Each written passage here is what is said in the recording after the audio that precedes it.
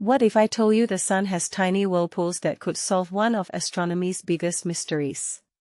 Imagine the surface of our star, this glowing ball of plasma, hiding these miniature tornadoes that might be the key to understanding why its atmosphere is millions of degrees hotter than its surface.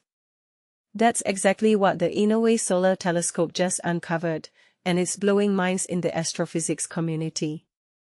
Let me break this down for you because this isn't just another solar observation, it's a paradigm shift in how we think about energy transfer on the sun. Here's the thing, for decades, scientists have been puzzled by the sun's corona. It's this outer atmosphere that's scorching hot, like 1,000,000 degrees, yet the surface below it is relatively cool. It's like if your skin was room temperature but your hair was on fire. That contradiction has bugged scientists for ages. Now, these new observations show that these little plasma vortices, tiny, 20-kilometer wide whirlpools, are acting like hidden engines, twisting and tangling magnetic field lines. And when those fields get stressed, they release energy that could be heating up the corona.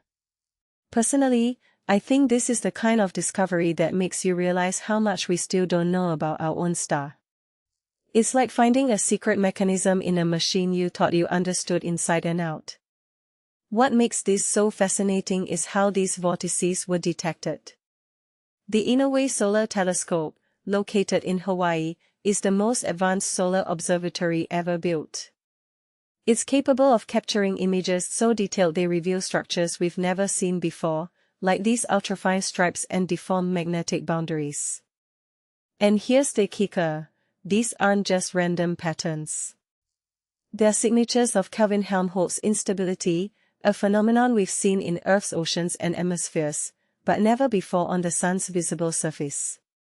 From my perspective, this is a reminder that the same physical laws governing our world also shape the cosmos. It's humbling to think that the same waves that crash on our beaches are now being observed on the sun, driving processes that could influence space weather and even climate here on Earth. Let's dive deeper. These vortices aren't just pretty patterns, they're actively mixing plasma and magnetic fields. The team behind the study says this mixing could be the missing piece in explaining how the sun's magnetic field diffuses so quickly. Current models struggle to account for this rapid dissipation, but these instabilities might be the answer. What this really suggests is that small-scale turbulence, which we previously couldn't observe, plays a massive role in solar dynamics.